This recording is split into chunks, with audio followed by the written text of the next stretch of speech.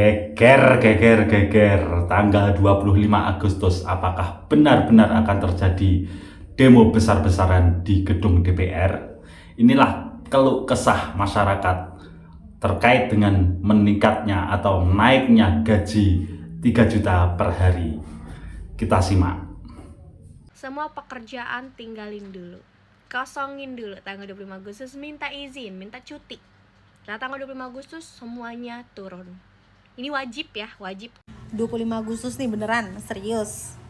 Bener gak sih handphonenya? Bener deh, kalau emang beneran ada, gue bakal izin kerja setengah hari dan gue akan datang ke situ. I'll be there. Tapi agendanya nurunin manusia-manusia brengsek itu kan, yang joget-joget itu kan. I'll be there. Ayo, siapa lagi? Kalau emang bener, tolong dong tulis di komen kalau emang beneran ya. Aku akan datang.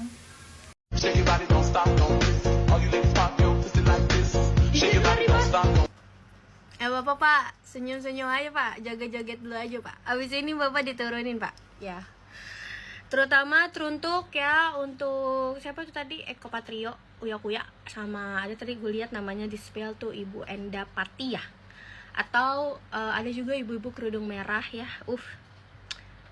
Jogetnya tuh loh, seru banget. Gak apa-apa, nikmatin dulu aja.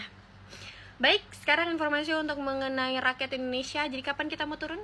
Tanggal 25 Agustus, yakin mau turun semuanya? Kalau yakin mau turun semuanya dan pengen mengubah ya, pengen mengubah masa depan bangsa ini menjadi lebih baik, tanggal 25 Agustus ya, semua pekerjaan tinggalin dulu, kosongin dulu tanggal 25 Agustus, minta izin, minta cuti. Nah, tanggal 25 Agustus semuanya turun. Ini wajib ya, wajib. Kalau kalian mau lihat 25 tahun atau 50 tahun dari sekarang bangsa ini berubah dan para tikus-tikus ini tidak lagi menjajah kita ya, ayo kita turun tanggal 25 Agustus. Terutama teruntuk untuk adik-adik mahasiswa. Ayo turun. Semuanya turun. Adik-adik SMK tahun 2020 kamu sangat membantu kita saat Omnibus Law. Turun, tapi minta izin dulu sama orang tua. Dan terutama mungkin ini juga minta bantuan banget ya untuk semua seleb-seleb. Turun semuanya. Kalau mau turun, upload, gunakan followers kalian, gunakan media sosial kalian sebagai wujud kalau kalian ini mencintai bangsa ini. Yang followersnya banyak, ayo semuanya bersuara. Kita turun pada tanggal 25 Agustus dengan hashtag bubarkan DPR dan MPR dan turunkan Sri Mulyani. See you di tanggal 25 Agustus.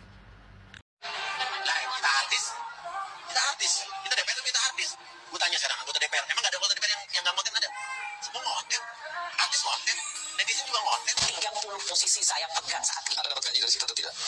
Menurut Undang-Undang Keuangan Negara saya tidak boleh menerima gaji lebih dari 1. Nah, namun ini ada triknya juga kalau orang mengatakan gaji tidak, honor boleh. Sakit hati nggak dengernya. Kita bayar pajak hasil dari keringat campur air mata. Negara menggaji dengan serius, tapi mereka kerjanya main-main. Ini contohnya. Nih, realisasi APBN, yang kuning pendapatan, yang biru pengeluaran, segitu jaraknya dari tahun ke tahun. Oke lah kalau ini COVID, bencana. Kalau ini bencananya apaan? Contoh APBN 2022, APBN dan realisasinya. Kalau ada pun pembangunan nih harusnya masuk ke pos belanja modal yang 199 triliun. Tapi lihat nih defisitnya, 840 triliun. Udah direncanain dari awal, termasuk pembiayaannya. Artinya apa? Dari awal udah direncanain utang. Dari tahun ke tahun pola APBN selalu begini. Ini bukan tahun 45 yang habis merdeka, ataupun zaman pembangunan yang dimana semuanya dimulai dari nol, ataupun negara ini habis kena bencana, disaster. Bukan. Ini adalah bencana yang dibuat-buat, dimana rugi dan hutang direncanakan dari awal. Nih, postur rancangan APBN 2026 yang bikin siapa? Kementerian Keuangan alias Sri Mulyani. Rancangan pendapatannya berapa? 3.147 triliun. Lihat rencana belanjanya berapa? 3.700 triliun. Mereka udah rencanakan rugi tahun depan 600 triliun. Mana nih mertua yang suka julid sama mantu? Lebih boros mana? Mantu kalian apa Menteri Keuangan ini? Sri Mulyani yang bikin anggaran, DPR yang menyetujui. Bagus kerja sama kalian. Turun kalian. Ayo rakyat, ke jalan kita. Tanggal 25 Agustus kita ke gedung DPR. Bubarkan DPR, turunkan Sri Mulyani.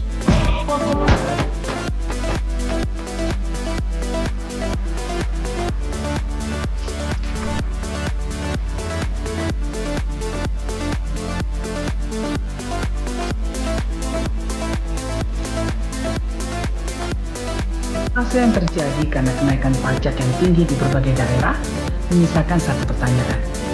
Supaya negara makmur, pajak harus tinggi atau rendah? Dua-duanya bisa.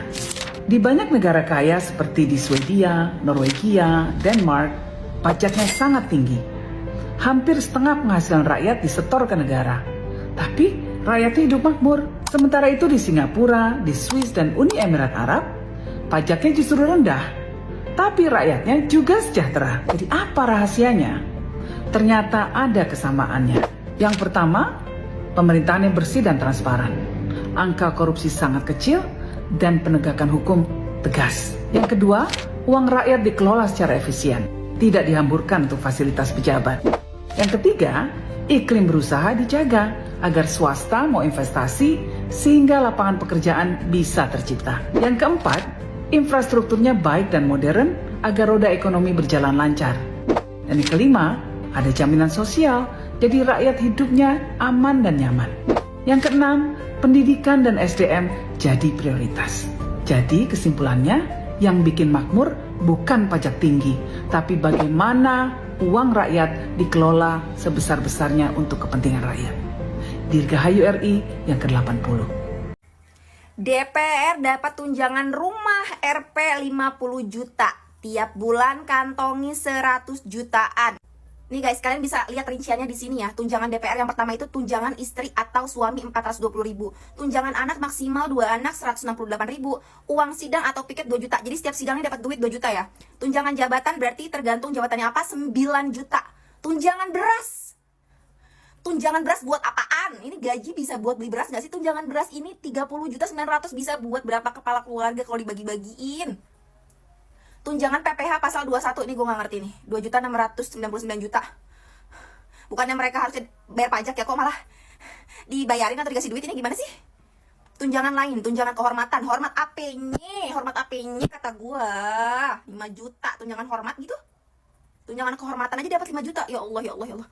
Tunjangan komunikasi intensif 15 juta buat apa? Misalnya WA-an gitu ya, sama anggota yang lainnya, terus komunikasi intensif berarti rajin gitu kali komunikasinya ya.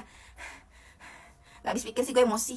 Tunjangan peningkatan fungsi pengawasan dan anggaran, gak ngerti buat apaan, gak penting. Kenapa dikasih juga 3 juta? Enak bener kata gue mah. Selain gaji dan tunjangan, ketua DPR juga berhak mendapatkan fasilitas lain, bantuan listrik dan telepon. Kita bayar listrik empot-empotan. Belum itu si PLN utang gak sih? Ya kan, kemarin beritanya banyak utang gak tuh PLN? Padahal kita rakyat biasa itu kalau nggak bayar listrik diputus gak sih? Ini anggota DPR dapat bantuan listrik dan telepon gak tepat sasaran. Kata gue gak tepat sasaran. Sampai gede kan tuh videonya jadinya. Asisten anggota 2 juta. Fasilitas kredit mobil, gila gak tuh?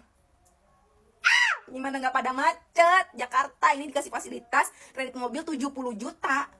Penting gak sih? Bukannya udah dapat fasilitas mobil dinas, ini masih juga dikasih. Nggak ngerti, gue nggak ngerti.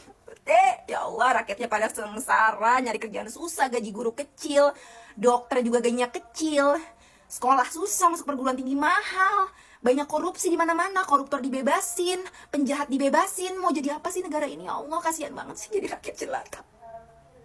Ini mah bener yakin masuk surga jalur WNI. Ya, itulah tadi keluh kesah masyarakat terkait dengan naiknya gaji DPR 3 juta per hari.